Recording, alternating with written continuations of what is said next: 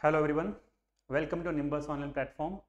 सो as expected UPSC की तरफ से सिविल सर्विस एग्जामिनेशन 2025 की जो ऑफिशियल नोटिफिकेशन है वो आज अनाउंस हो गई है। सो आज की वीडियो में हम देखेंगे कि कितनी नंबर ऑफ वैकेंसीज अनाउंस हुई हैं, किस तरह का एलिजिबिलिटी क्राइटेरिया है और कौन कौन से बदलाव जो है वो यूपीएससी की तरफ से इस बार की नोटिफिकेशन में किए गए हैं। तो चलिए जल्दी से वीडियो स्टार्ट करते हैं। तो जैसा कि आप देख पा रहे हैं स्क्रीन के ऊपर, आज जो है वो 22 जनवरी 2025 को ये जो अनाउंसमेंट है वो हो गई है नोटिफिकेशन की, और इसकी जो लास्ट डेट है वो 11 फरवरी 2025 है। यानी कि अप्रॉक्सीमेटली आपके पास 20 डेज का जो टाइम दिया गया है इस फॉर्म को फिलअप करने का। तो इस वीडियो में हम डिटेल में डिस्कस करेंगे कि किस तरह से हम फॉर्म को फिलअप कर सकते हैं और कौन कौन से क्राइटेरिया जो है वो आपको एलिजिबिलिटी क्राइटेरिया आपको अगर आप पूरा करते हैं तो आप इस एग्जाम में बैठ सकते हैं। तो सबसे पहले हम स्टार्ट करते हैं कि इस एग्जाम को अप्लाई किस तरह से करना है। जितने स्टूडेंट्स पहले से इस एग्जाम को दे रहे हैं तो उनको पहले से पता है, उन्होंने कर रखा होगा, लेकिन जो पहली बार इस एग्जाम को दे रहे हैं उनको upsconline.gov.in के ऊपर जाके अपना one time registration form which is OTR वो उनको फिलअप करना पड़ेगा, और उसको फिलअप करने के बाद जो है वो इस फॉर्म में वो अपना फॉर्म जो है फिलअप कर पाएंगे। इस फॉर्म को फिलअप करने की लास्ट डेट जो है वो 11 फरवरी 2025 है, लेकिन आप उस फॉर्म को अगर मॉडिफाई करने चाहें तो आपको एक्स्ट्रा 7 डेज का टाइम आपको मिलेगा। दैट इज फ्रॉम 12 फरवरी 2025 से लेकर 18 फरवरी 2025 तक। तो आप एक हफ्ते के अंदर जो है वो इस फॉर्म को मॉडिफाई अगर करना चाहें तो कर सकते हैं। तो ये एक इंपॉर्टेंट इन्फॉर्मेशन है जो कि आपको पता होनी चाहिए। उसके बाद अगर हम बात करें लास्ट डेट की, तो जैसे कि अभी हमने डिस्कस किया, इसकी जो लास्ट डेट है वो अप्रॉक्सीमेटली 20 डेज के बाद रहने वाली है, और उसकी जो लास्ट डेट है वो है 11 फरवरी 2025। तो ये डेट जो है वो आपने बिल्कुल अच्छे से याद रखनी है और ट्राई करना है कि आप जैन के अंदर ही अपना फॉर्म फिलअप कर लें या फिर फर्स्ट वीक ऑफ फेब तक आप अपना फिलअप कर ले फॉर्म। बिकॉज लास्ट डेज में कई बार क्या होता है कि आपको वेबसाइट का ज़्यादा लोड होने के कारण हैवी हो जाती है और आप अपना फॉर्म फिलअप ना कर पाएँ। तो ट्राई करना है आपने कि जितना जल्दी हो सके आपने अपनी जो फॉर्म है उसको फिलअप करना है। इसके अंदर पेनल्टी रहती है, ऑब्जेक्टिव टाइप पेपर्स होता है तो उसमें आपका जो भी एक रॉन्ग आंसर होता है उसके लिए आपकी पेनल्टी रहती है। उसके लिए हम आगे डिस्कस करेंगे कि कितना पेनल्टी होता है, वो हम जब एग्जाम का स्कीम डिस्कस करेंगे उसमें हम इसको डिस्कस करने वाले हैं। नेक्स्ट इसमें जो इंपॉर्टेंट चीज जो आपको देखनी है वो जो है वो आपका ये वाला पार्ट रहेगा। क्यों? क्योंकि अभी जो यूपीएससी की तरफ से जो बदलाव हुआ है उसमें कुछ ऐसी चीजें हैं जो कि आपको पर्टिकुलरली ध्यान में रखनी है। सबसे पहले जो आपको ध्यान में रखना है वो ये है कि जब आप अपना फॉर्म फिलअप करते हैं तो आपकी जो फोटोग्राफ है वो फोटोग्राफ का स्पेसिफिकेशन यहाँ पे दिया हुआ है कि आपको 3/4 ऑफ द स्पेस में जो आपका फोटोग्राफ होना चाहिए, और उसके ऊपर आपका ये पहली बात तो ये जो फोटोग्राफ है आपकी 10 दिन से ज्यादा, जिस दिन आप फॉर्म फिलअप करते हैं उससे 10 दिन से ज्यादा ओल्ड नहीं होनी चाहिए। हालांकि उसको कोई ज्यादा फर्क नहीं पड़ता है, 20 दिन पुरानी भी हो सकती है, बट आपको वैसे यहाँ पे मेंशन किया हुआ है। तो ट्राई करना है कि लेटेस्ट फोटो जो है वो आप यहाँ पे अपलोड करें जिसके अंदर आपका नेम ऑफ द कैंडिडेट और डेट ऑफ द फोटोग्राफ, किस दिन की वो फोटोग्राफ है, वो आपको दोनों ऊपर और नीचे मेंशन करना है, सो दैट आपका फेस जो विजिबल हो और आपका डेट और आपका नाम जो है वो उस फोटोग्राफ में अच्छे से दिखना चाहिए।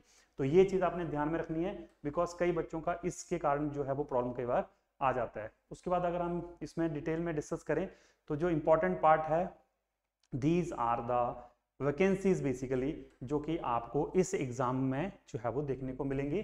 तो आप सबको इसका अवेयर हो गए वैसे आप, बट फिर भी थोड़ा आपको आइडिया दें। सबसे पहले है आपका इंडियन एडमिनिस्ट्रेटिव सर्विसेज जिसके लिए एग्जाम होगा।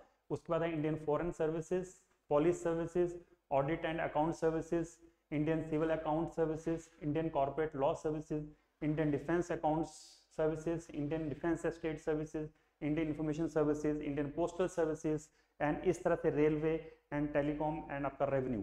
इस तरह से आपकी सारी की सारी वैकेंसी जो है वो यहाँ पे टोटल जो है वो यहाँ पे मेंशन है, जिसको आप बाद में पीडीएफ देख के इसके अंदर टोटल 23 टाइप ऑफ वैकेंसीज हैं जिसके लिए एग्जाम हो रहा है, वो आप डिटेल में इस पीडीएफ में आप देख सकते हैं। ये जो पीडीएफ है वो आपको थंबनेल में नीचे आपको हम डिस्क्रिप्शन में डाल देंगे, सो दैट आप इसका डिटेल फॉर्म भी आप देख सकें।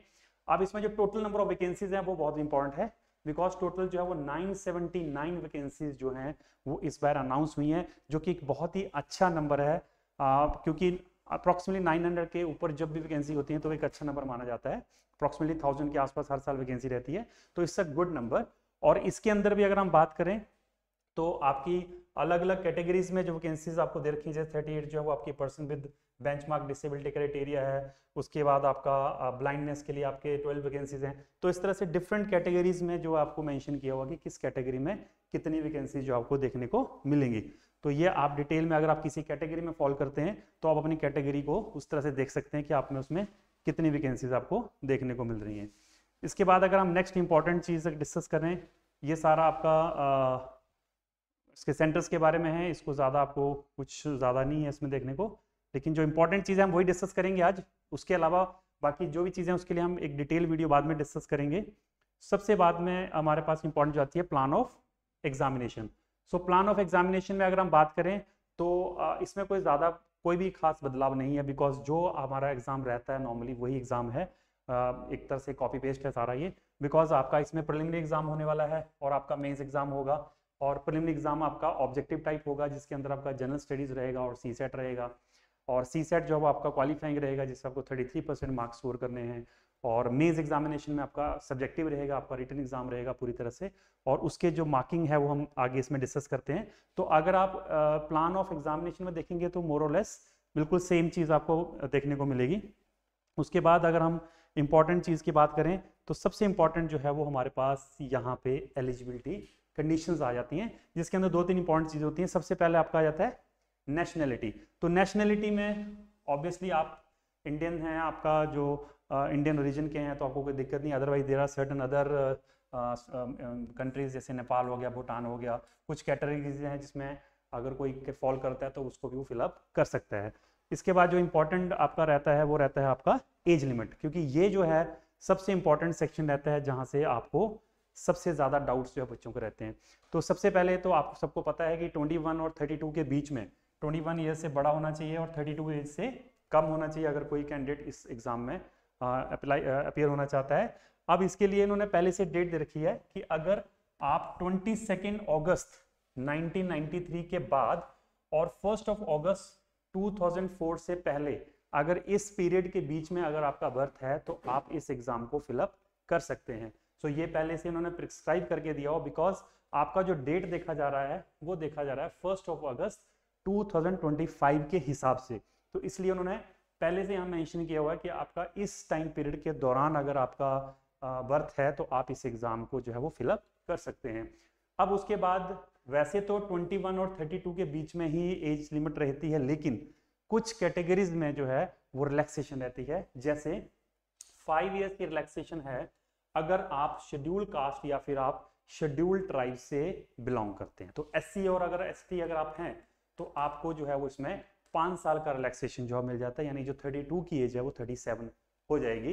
इसी तरह से 3 इयर्स का आपका रहता है अगर आप ओबीसी को बिलोंग करते हैं। तो अगर आप ओबीसी कैटेगरी से हैं तो आपको 3 साल का रिलैक्सेशन इसमें एज में मिलेगा, और 3 इयर्स का ही रिलैक्सेशन मिलेगा अगर आप किसी डिफेंस सर्विस पर्सनल हैं उसके हिसाब से, या फिर disabled in operation during the hostilities with any foreign countries in the disturb area से अगर आप रिलीज हैं तो उस तरह से इसमें आपको 3 इयर्स की जो है वो इसमें आपको रिलैक्सेशन मिलेगी।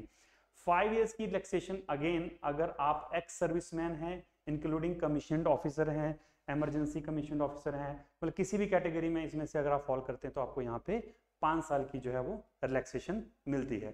तो इस तरह से यहाँ पे आपका 5 इयर्स का रिलैक्सेशन है अगर आप ECO या फिर आप SSCO को बिलोंग करते हैं, और अगर आपका 10 इयर्स का आपका रिलैक्सेशन सबसे ज़्यादा इसमें है अगर आप PWBD कैटेगरी से आते हैं, जिसमें आपका ब्लाइंडनेस है, लो विजन है, इस तरह की कैटेगरी में अगर आप फॉल करते हैं तो आप यहाँ से देखकर अपना कैटेगरी अकॉर्डिंगली आप देख सकते हैं कि आपको कितना रिलैक्सेशन मिल सकता है। इसी तरह से जो हमारा नेक्स्ट इंपॉर्टेंट पॉइंट रहता है इसमें जो देखने वाला होता है वो हमारा रहता है मिनिमम एजुकेशन क्वालिफिकेशन, क्योंकि बहुत सारे स्टूडेंट्स को इसमें डाउट रहती है। जो स्टूडेंट्स बैचलर्स कर रहे हैं या मास्टर्स कर रहे हैं उनको डाउट रहती है कि किस तरह का इसमें हमारे लिए एलिजिबिलिटी बनता है। तो सबसे इम्पॉर्टेंट बात, आप किसी भी रिकॉग्नाइज यूनिवर्सिटी से ग्रेजुएट होने चाहिए, पहली बात।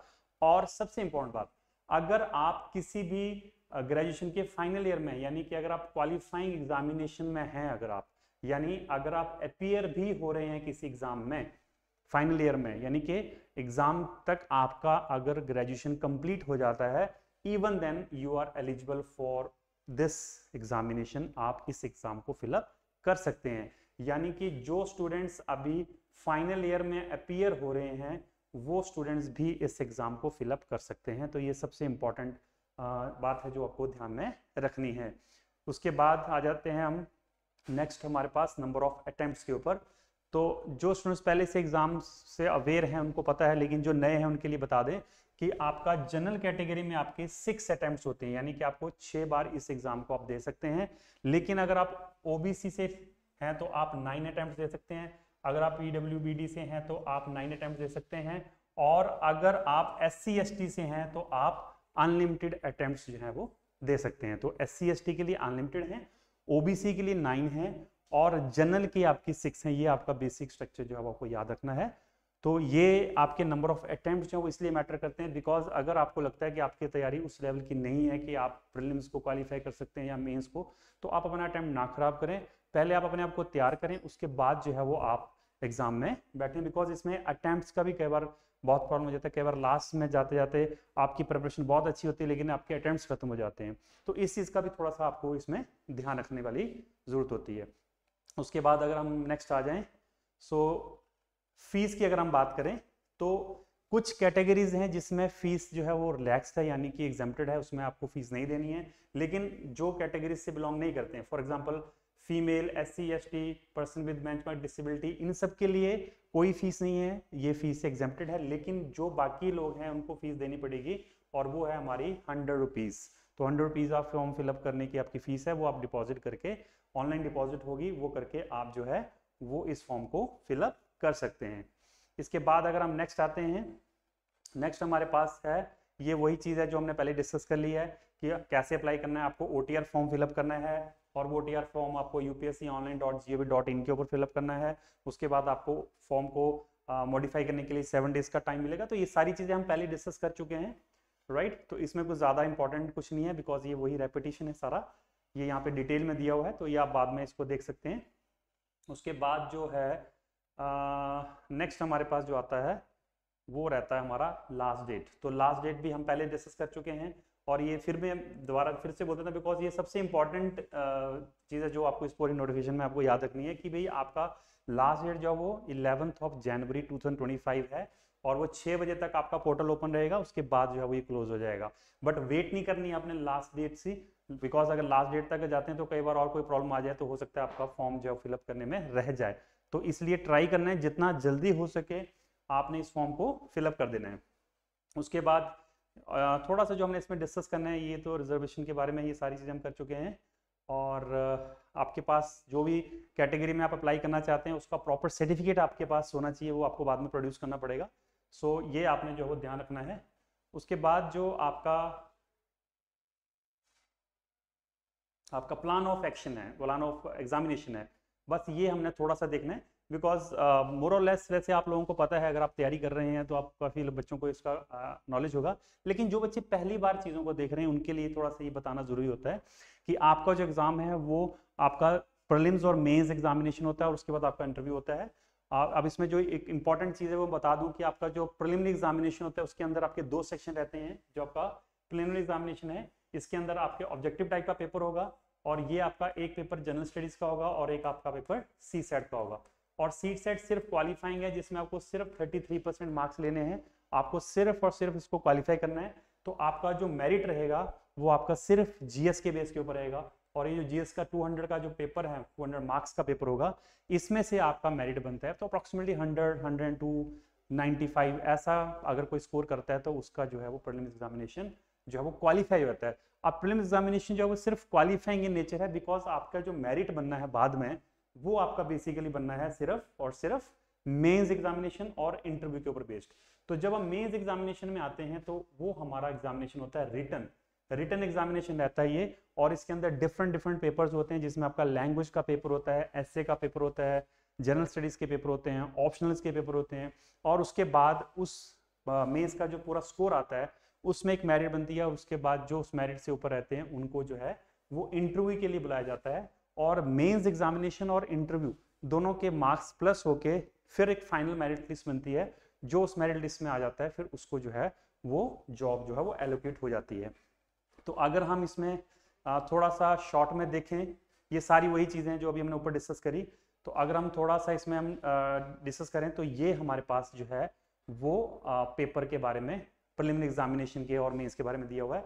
तो प्रीलिमिनरी एग्जामिनेशन अगर आप देखेंगे तो both will be of multiple objective type, ठीक है। जनरल स्टडीज पेपर 2 होगा और क्वालिफाइंग होगा आपका सीसैट का पेपर जो मैंने अभी डिस्कस किया। तो उसके बाद आपका जो मेंस एग्जामिनेशन आ जाता है, तो मेंस एग्जामिनेशन में आपका अगेन पहले आपका एसए का पेपर रहेगा, पहले आपका क्वालिफाइंग पेपर रहेगा हिंदी और इंग्लिश का, जिसमें आपको 40% मार्क्स लेने हैं। पहले लैंग्वेज का पेपर होगा, उसके बाद आपका एसए का पेपर होगा। एसए के बाद आपके general studies 1, general study 2, general study 3 and general study 4 paper होंगे। मतलब ये जो है वो आपका एक प्रॉपर स्कीम है, जिसमें पहले आपके 2 लैंग्वेज के पेपर होंगे, फिर आपका एसए का पेपर होगा, फिर GS1, GS2, GS3, GS4 करके 4 आपके जीएस के पेपर होंगे, फिर आपके ऑप्शनल एक सब्जेक्ट आपको चूज करना पड़ेगा जिसके आपके 2 पेपर होंगे। तो ये आपको देने हैं। उसके बाद जो आपका ये टोटल, अगर आप लैंग्वेज पेपर्स को निकाल दो, जो आपके सिर्फ क्वालिफाइंग है उसको निकाल दें, तो आपका जो टोटल स्कोर बनता है वो बनता है आपका 1750, बिकॉज आपके टोटल जो है वो 7 पेपर्स होते हैं और उसको अगर आप 250 से मल्टीप्लाई करते हैं, बिकॉज हर पेपर 250 मार्क्स का होता है, तो 7 से मल्टीप्लाई करते हैं, ये आता है 1750। इंटरव्यू जो है आपका 275 मार्क्स का होता है, और ये जब दोनों प्लस कर देते हैं तो हमारे पास बनता है 2025। तो आपका जो टोटल सिलेक्शन जो है, मेरिट जो है वो आउट ऑफ 2025 आपका बनता है। और जो बच्चे ज्यादा स्कोर करते हैं वो प्रायोरिटी के हिसाब से उनकी जो चॉइस होती है उस चॉइस का उनको जो है वो सर्विस एलोकेट होता है। लेट अस सपोज अगर किसी का रैंक 1 है और उसने बोला कि मेरा पहला प्रेफरेंस आईएएस है, तो उसको फिर आईएएस का जो है वो सर्विस एलोकेट हो जाएगा। अगर वो बोलता है मुझे पहले आईएफएस में जाना है, तो वो उसको आईएफएस का जॉब जो है वो एलोकेट हो जाएगा।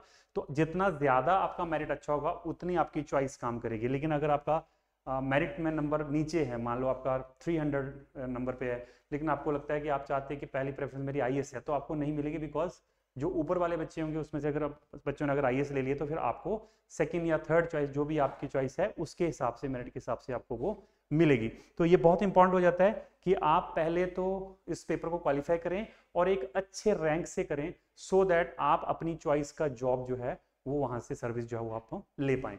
तो ये सारा जो है एक ब्रीफ अनाउंसमेंट के बारे में एक इंट्रोडक्शन था। इसका जो सिलेबस है, जैसे प्रीलिम्स का सिलेबस है, उसका एक डिटेल्ड वीडियो और एक मेंस के ऊपर हम डिटेल्ड वीडियो जो है वो आने वाले टाइम में हम अपलोड करेंगे।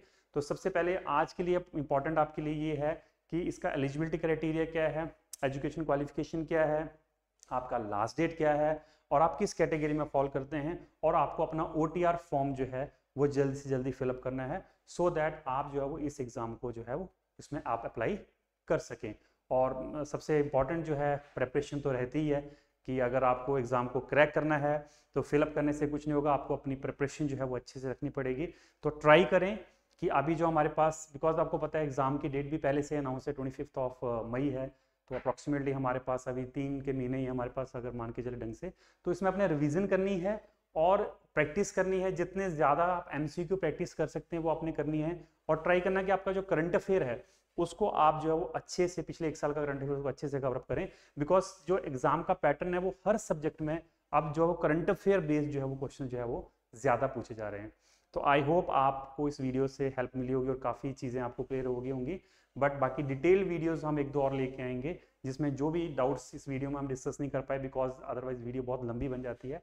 आज का हमारा मोटिव ये था कि आपको नोटिफिकेशन से अवेयर करा दें और आपको जो इंपॉर्टेंट पॉइंट्स हैं उसके वो बता दें। बाकी जो चीज़ें हैं, आपकी जो सिलेबस की बात करें या इस फॉर्म को कैसे फिलअप करना है, उसके लिए हम बाद में जो वीडियोस लेके आएंगे।